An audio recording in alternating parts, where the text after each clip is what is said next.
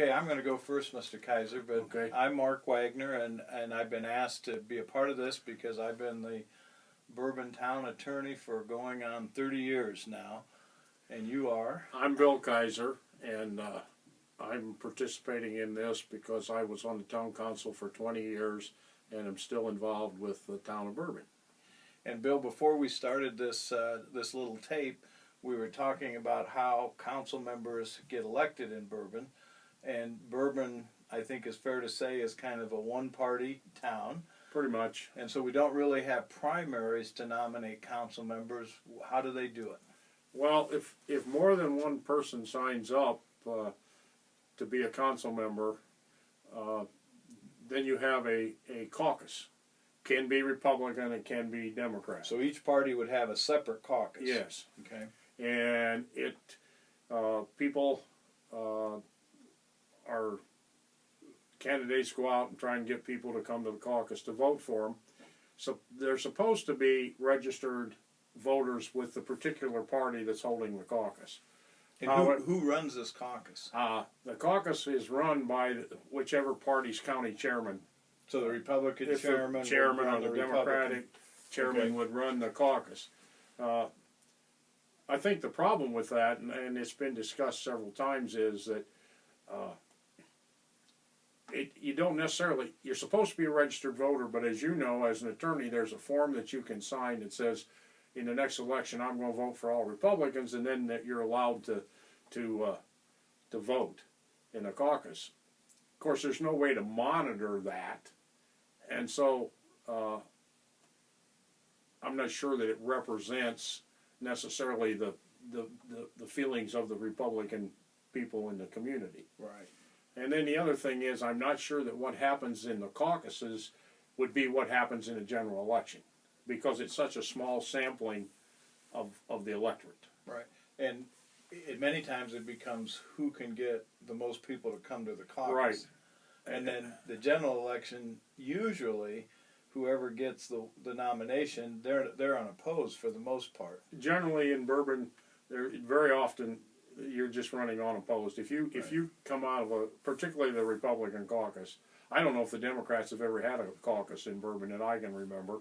See, and I don't know if they did when Kim was elected clerk, if she got that nomination through the caucus. I think they did have a couple there. That may have been the only one, but they're rare. So basically, if you come out of the Republican caucus with a nomination, chances are you're running unopposed. Right. Okay, well, that's I think that's a good basis of just knowing how people get on this council. I mean, I think over the years we've been thankful that there have been some good people that wanted to run, because I think in small towns that I'm familiar with, and whether it be the school board, the town council, whoever, getting people willing to run is, I think, getting harder and harder myself. So, do you share that? Yeah, it's very difficult to get people to participate in government activities, including the council, and as you know, we have some, like the Zoning Board of Appeals and the Plan Commission, and it's even difficult to get people to serve on those boards, and it is getting more and more difficult. Now, thankfully, I'll tell you, in my 30 years at Bourbon, there haven't been a lot of controversial things, but when something's controversial, that brings people out who are willing to get involved at that time, but you really needed the people all the time to be there to keep that base going, I would think. I've always marveled at the lack of participation in council meetings and other meetings that you get in a small town, and I can only speak for Bourbon. I don't know what happens in Bremen or Argus, but you're right. The only time that anybody that you get any real participation in a council meeting is when you have a so-called controversy. Yeah. Well, and it's funny, we both should admit that we're both from Bremen, really. Yeah, and we both were born and raised in Bremen. Well, and I was probably the most surprised when I saw you walk in after you got elected to the council for the first time, because I didn't expect to know too many people. In fact, I should probably explain Lucy Peckham, who was the clerk treasurer prior to the time she was clerk, was on the park board. Mm-hmm. And when they started the park board, I believe, and I was on Bremen's park board, so I got to know Lucy from that, and she found out I was an attorney. and the rest is history.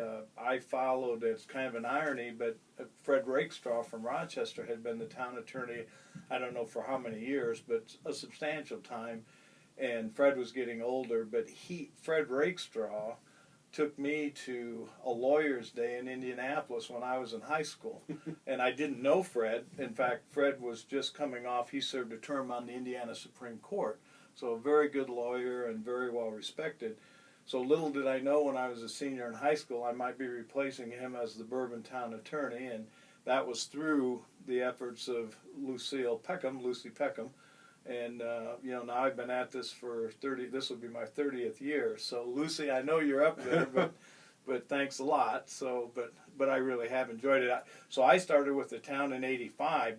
It looks like you were with the third council. I came on in '86. Okay. So the year after I started, and I started with council members Rob Askins, Jim Morris, and Phil Redmond. Well, I replaced Rob Askins. Okay.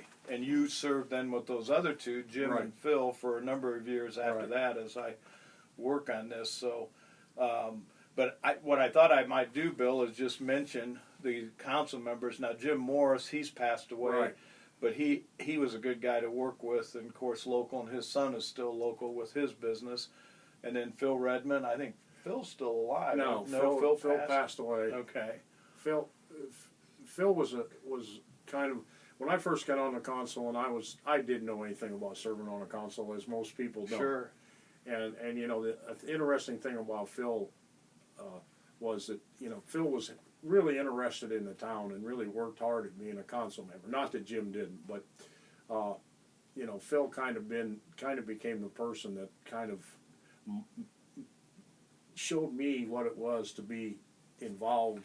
It's interesting that you say that, because about every council I worked with, it always seems like there was one guy that was out and about or at the restaurant.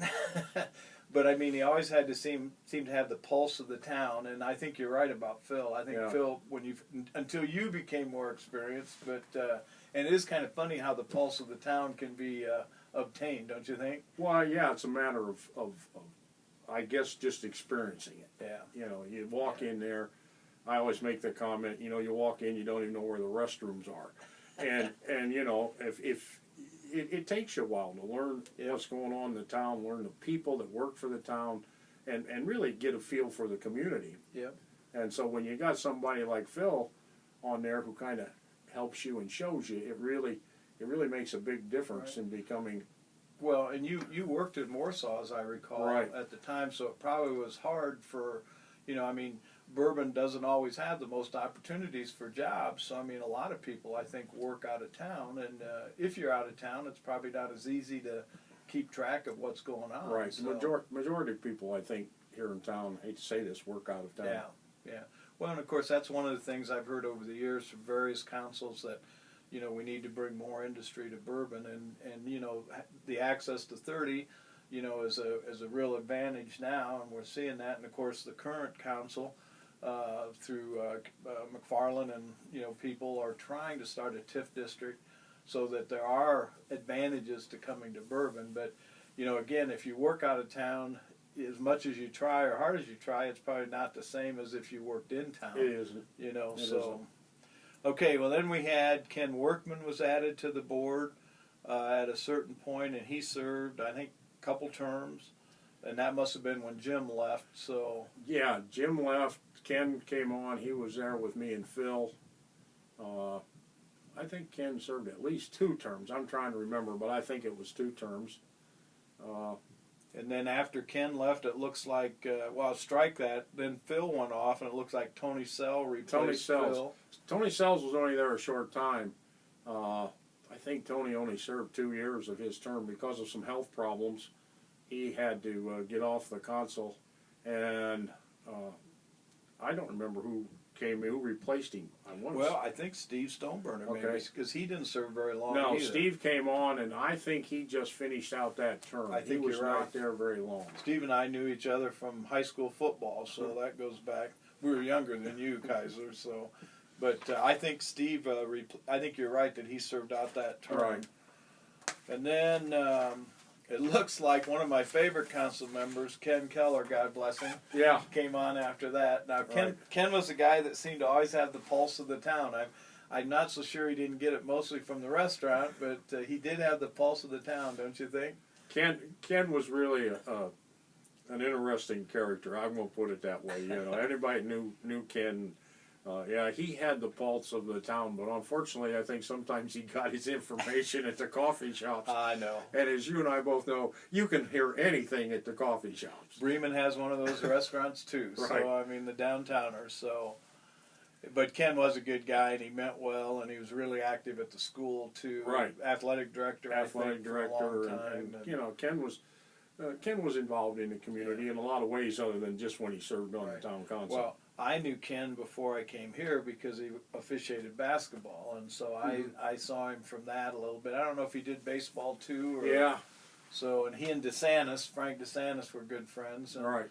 So I knew Ken a little bit through Frank, but. Yeah, I used to always kid Ken because he officiated, and I used to tell him, "God, you're terrible." Well, I heard some comments at council meetings about his eyesight. Yeah. But, he always took it good naturedly. Ken never got upset over that because I think everybody in town needled him about being an official. And as you know, officials always are bad. Well, and that's right, and particularly unless they make calls for you, then they get better. It's amazing. Yeah, I always happens. remember a friend of mine that I coached against in baseball said, "I know a lot of officials I like, but I never met one I thought was any good." There you go. Well, listen, then with Keller, shortly after, maybe at the same time, Lori Wattenberger came on the board, on the council. And, Right. you know, it used to be called the town board, and then they changed the law, Right. and now it's called the town council. So Right. if I go back and forth, that's why. Everybody does that. I know. So Wattenberger, Larry had taught at the school. He just recently retired, but Right. he's been on the council for an extended period Right. of time, obviously. So, and then we got the first, at least, I don't know if it's the first ever, but the first woman council member that I worked with, Donna Wagner. Right. Spells her name different, no relation. But she served on the council then. It was you and Larry and Donna for a period of years. And then the tallest council member I ever worked with, Jay Grossman, came on after that. Very intelligent guy, yeah. You know, and he didn't stay on very long, but he wasn't real outgoing, as I recall. No. But you could tell there was something at work there with Jay because he was thinking all the time. So. Jay never had much to say at a meeting. I mean, he just didn't have much input at meetings. He would talk to the other two council members. Right. But you got in a meeting. I don't think Jay was the best person to put in front of an audience. No, I don't think he wanted to be there. I don't think he wanted to be there, and I think that's why he was only there a short time. Yeah. I think he just did not feel comfortable. But he was a good council member. I think it was just he didn't feel comfortable in that role. Now, I thought did he work at Notre Dame or teach at Notre Dame or what? Well, he went. I know he did some. I know he took some courses at Notre Dame. Maybe that's where I got the Notre Dame connection. I know he worked. I'm going to say he worked for Elkhart County as an engineer. Okay. Well, I knew he had a background. And a lot of the stuff that he dealt with, he was probably the most knowledgeable person. Yeah. But you're right. We didn't always get that out of him No, at you the couldn't council always meeting, get him to say something. He'd sit there and you know, not hardly say anything. But he was very knowledgeable and still is. I mean. And then we had Tim Perkins on the council for a little bit. His was, I think, kind of a short-term thing as well. I think Tim was only there one term. I don't remember him running for a second term. I think you're exactly right. And then we also, during that same time, was when Gary Collins was on the board before he passed away. Right. Gary was a local policeman. Right. I didn't serve with Gary. Right. He was on the council, and of course, unfortunately, passed away much too young. Exactly. It looks like when Gary came on, it was Gary, Tim Perkins, and Larry was still, you know, on the council at that time. And it looks like those guys served for a while. And then when Gary passed, I don't know if it was Les that replaced him or whether P.J. Hanley. No, it was Les that replaced him. Okay. And then P.J. got elected, I think. Wait a minute. I got back up on that. No, it was P.J. that replaced him. That's what I was Les thinking. had been elected. And then Right. P.J. after, and I think it was just for 1 year that he had. It was. And then he ran and got elected on his own. I think that's right. And then PJ and Les McFarland and Larry Wattenberger then have been serving ever since, and are the current council. Right. And you serve as the code enforcement director. I do code enforcement, zoning parks, and economic development, and I do a whole bunch of things. Yeah. Well, the other thing I guess I wanted to cover before we got done here today was then I've worked with, in addition to Lucille Peckham, who was the clerk probably for the first 8 years that I helped with the council. And then Karen Marks, another Bremen person, replaced her. Who I went to school with. Is that right? Graduated with. Oh, I forgot about that. So, but now Lucy and Karen were both Republicans, so they probably came through in the caucus system, as I understand it. Yeah, Lucy and Karen would have both came through the caucus system.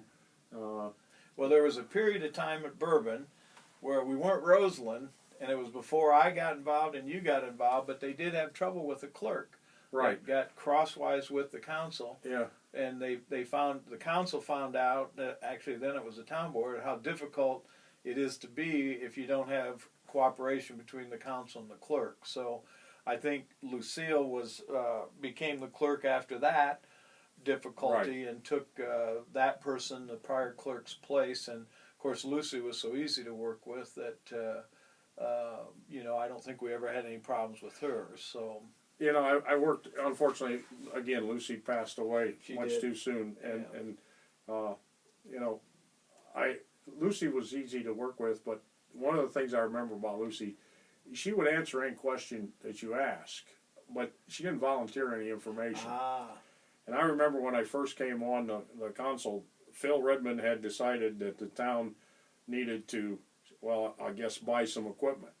And Jim was not in favor of this, and I'm new. I'm sitting there. Well, and Jim Morris was an equipment guy, from his business. So and I'm sitting there, and Jim's arguing we don't have the money to buy this, and Phil's arguing, well, we'll just make payments on it, monthly payments, and for some reason, don't ask me why. When I came on the council, I always sat beside of Lucy. Don't ask me why. That's just where I sit, and I'm sitting through all this, and I don't have a clue, right? And, now don't sell yourself short, because you're an engineer too, aren't you? And Dalton Foundry for years. Well, so. I knew that the utility department needed some equipment. Okay, but I didn't know whether the town had the money to buy it. And Phil's saying, "Well, we'll just make payments on it." And Lucy's sitting there, absolutely not saying a word. And finally, after this went on for 2 or 3 meetings, and of course, I know at this point I'm going to decide this issue because. Right. In one meeting, they're arguing back and forth, and I got to admit, I never got in the argument because I wasn't sure who was right. You were the newbie, too. I was the newbie. So I turned to Lucy and I said, quietly, I whispered to Lucy, I said, Lucy, do we have the money to pay for this? Oh, she said, it's not a problem. Yeah. I thought, okay, this discussion ends right now. Right. See, and the interesting thing about that, and that a lot of people probably don't understand about town finances, is that if it comes out of the general fund, well, you have a budget that you have to stay with, and you have no choice. Right. But if it's equipment to run the water utility, that really comes out of a business, which is what the utilities are. Right.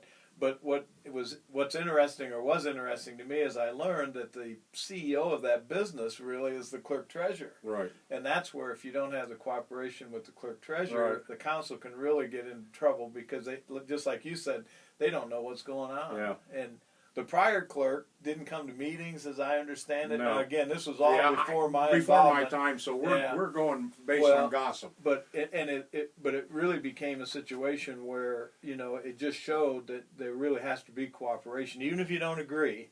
And over all my years, I've seen some times where the council members didn't agree, and sometimes got emotional.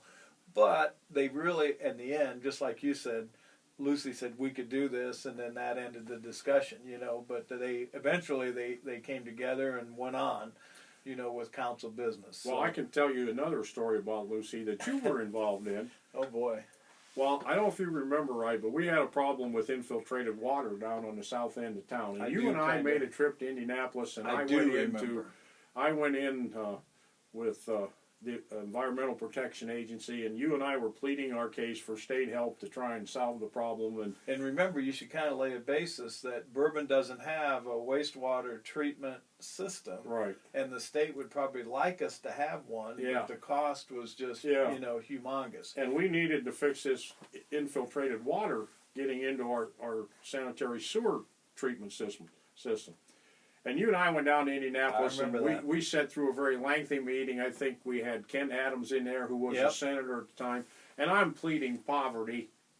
And you and I came back to Bourbon, and you dropped me off at the clerk's office, and it was still open, and I walked in there, and I told Lucy what I'd been through, and I said, Lucy, I said, this is going to cost us $200,000 to redo what we got to do to stop this infiltrated water. And Lucy looks at me and says, well, we got the money. And I'm thinking, I just made a total fool of myself. Pleading poverty. Yeah. Pleading poverty. Yeah. And here sits Lucy telling me, this isn't a problem, we got the money. Isn't that funny?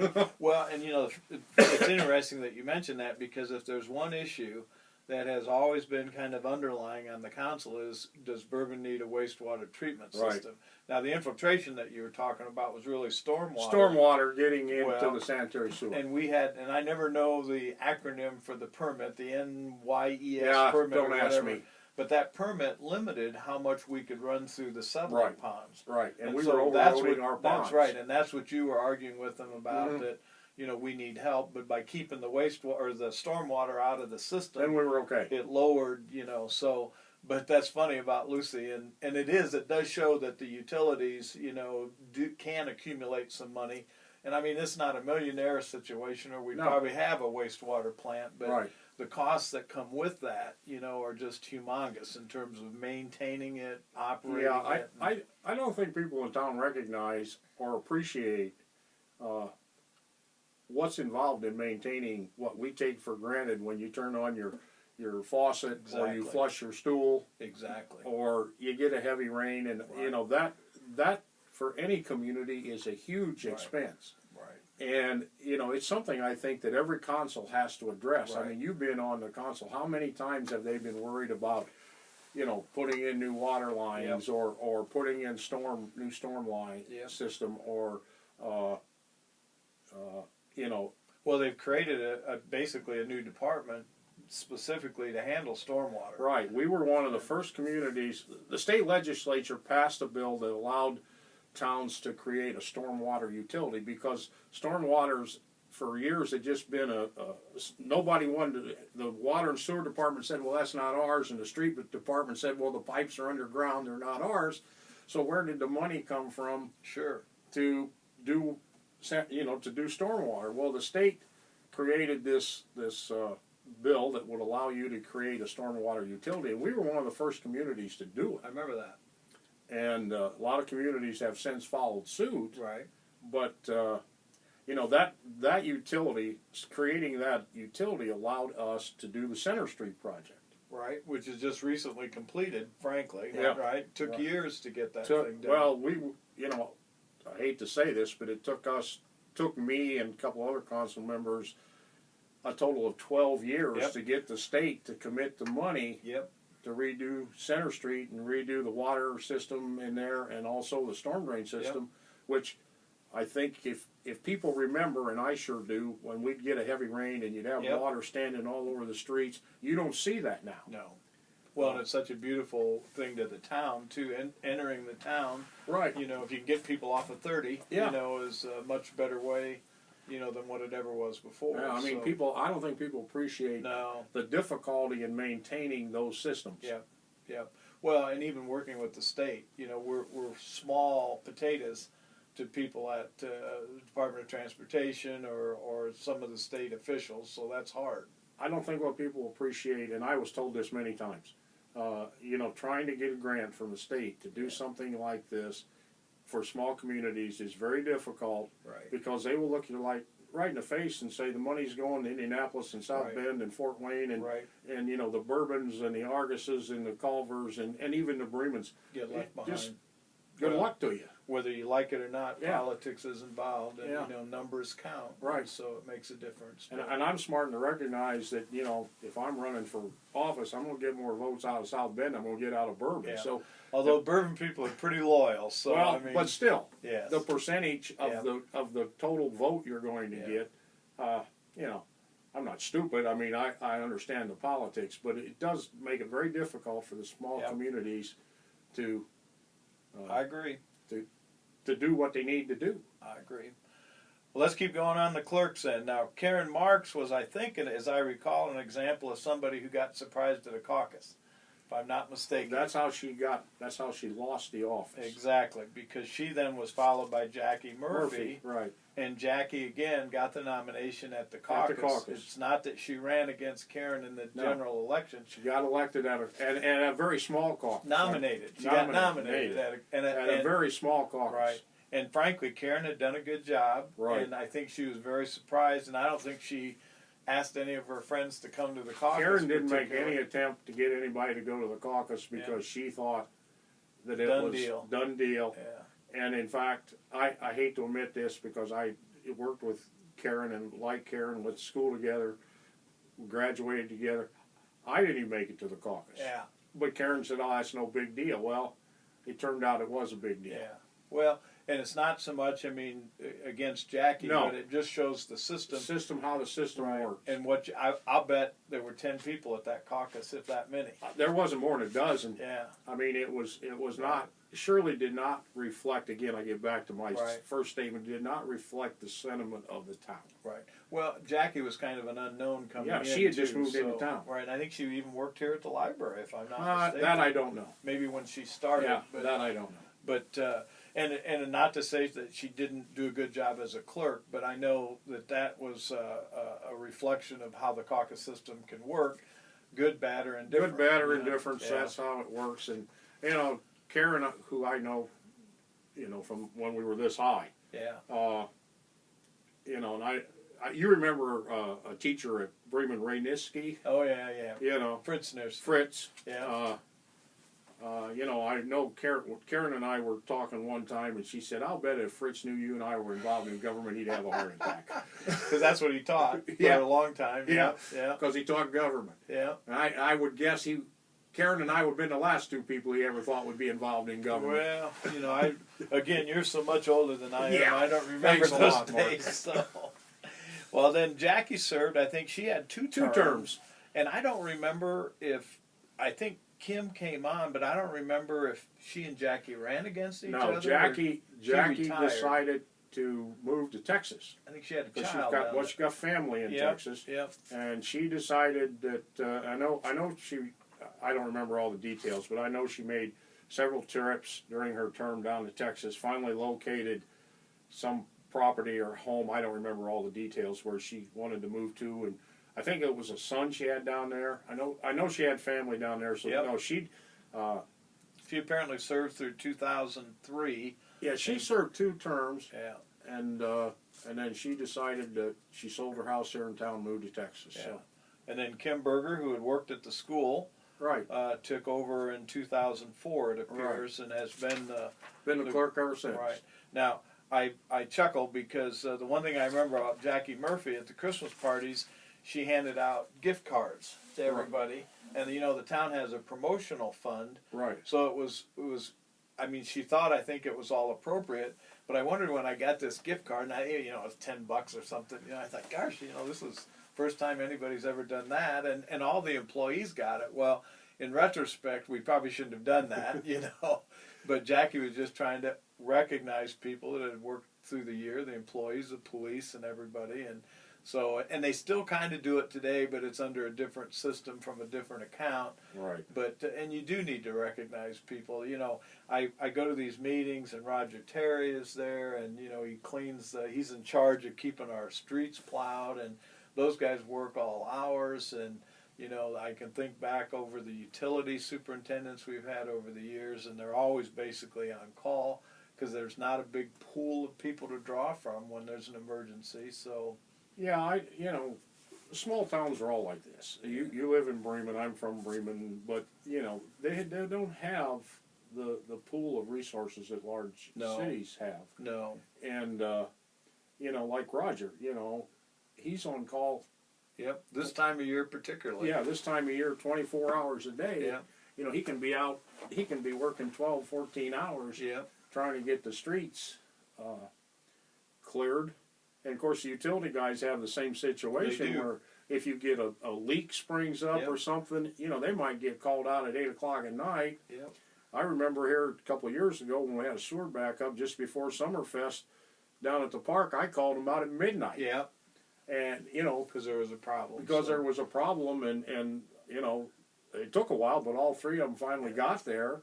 And so they're, you know, they're basically on call 24 hours a day, 7 days a week. Well, and since we're on town employees, I would be remiss if I didn't talk about Bill Peckham just shortly. Pecky worked for the town for years and years. He mowed in the parks and worked for one of the departments. He worked for the utility department. That was Lucy's husband. Right. And what a good guy. And people always had a laugh with Pecky. And, but if I think back of any employee we had more fun with, he's the most memorable. He was probably the one.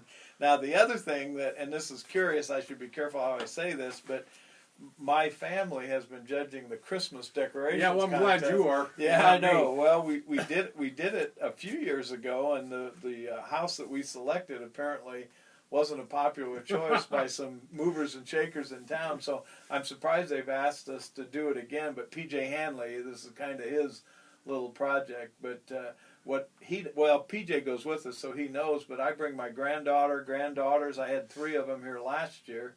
And they have more fun picking out which house they think. And really, when you think of Christmas decorations, it probably shouldn't be old guys like me and you doing it. Yeah, it should be the kids, because you and I don't care. Yeah. You know, I hate to think back on that, but I seem to think we did this one time when I was on the council, and we conned you into coming down and judging. I think you and your wife came down. Well, I'm trying to think who was the planner. Bill, he lived in a church south of town. Do you know who I'm thinking? But he and his wife and Gene and I came, and what it all boiled down to, somebody had put a lighted sleigh in their front yard, and we just thought that is the neatest thing, you know. And all it was a sleigh, and they'd put a spotlight on it, and somebody else who had done one of these big light displays, you'd know who it was, but I'm not going to say it on tape, but. They just came unglued because this sleigh, and I think that was, and the next year we didn't have a contest. Didn't have it. So, and I remember kidding you after that was over with. I remember kidding you that the guy got so upset he sold all these Christmas decorations. You know who I'm talking about, don't you? Yeah. Well, now the true irony of that is whoever bought his house, they're big on decorating again, and they actually I think got second this year in the contest. So. In his memory, they're back, you know. But I know he was awfully mad because he did spend a lot of time. But I don't know what it was about this sleigh. The other thing, and this would have been Pat Beagle's work. Pat got me involved. I judged a cutie contest at Summerfest one time. Was all I judged because that's real pressure. You know, the Christmas decorations. Nobody really sees you when you come. PJ takes us around all the locations.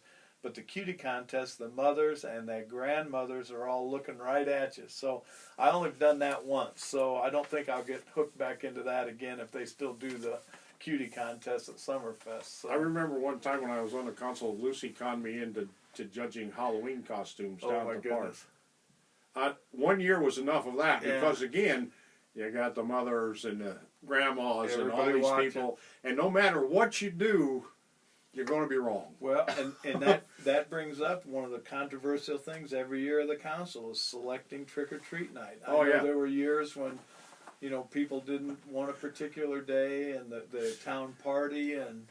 I think you remember me and Halloween. 1 year we decided not to have it on Halloween. Yep. And I tell you what, after that vote, I went in the bank. You'd have swore I canceled Christmas. Yep. I mean, I never had so many people jump me about Halloween trick-or-treat not being on Halloween day. Well, and I think that's where the tradition started of having so much fun of picking the day. Yeah. Because we realized that it did draw some straws from people right away. I couldn't believe how upset people were over that not trick or treating on Halloween Day, and I'm thinking, I mean, I couldn't believe it. You'd have thought that the town canceled Christmas. I do remember that. I do remember that.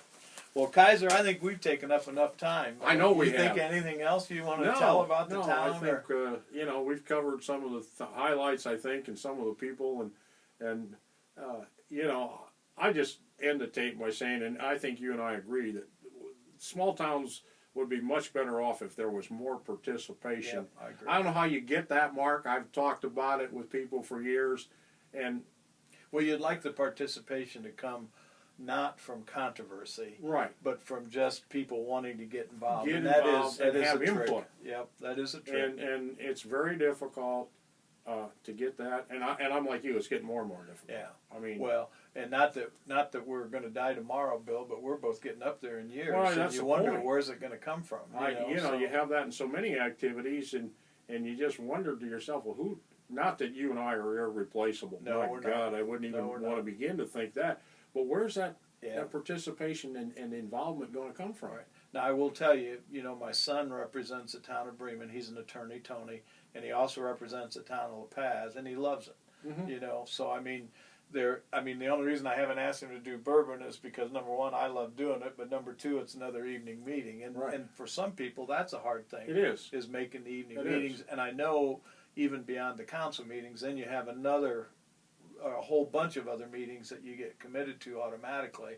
And so that's hard, but you're right. There's a value to being in a small town, but everybody kind of has to step up, and share the management, if you will, and make sure that things continue to go on. Small towns are all about, I'm just going to say this, are all about cooperation between different elements of the town, the school, the town itself, the fire department, the police department. It's a total together commitment, because neither one can do what they need to do without the other one. Yep. And we help the schools help us. Particularly in a small town. You can't be independent. Can't be independent. You have to be willing to step up and help the schools, and they have to be willing to step up and do some things for us at times. And that's really what it takes to run a small town. I agree. Well, I thank you on behalf of the town of Bourbon for all your years of service, because you've been around for a long time. Yeah, well, that's exactly like what I we need. told Heather one day, I came in here and she said something, and I said to her, well, we need some young people because I'm getting older in dirt. All right. Okay. Bill, thank you for doing Mark. this. All right. It was fun. You hit the red button.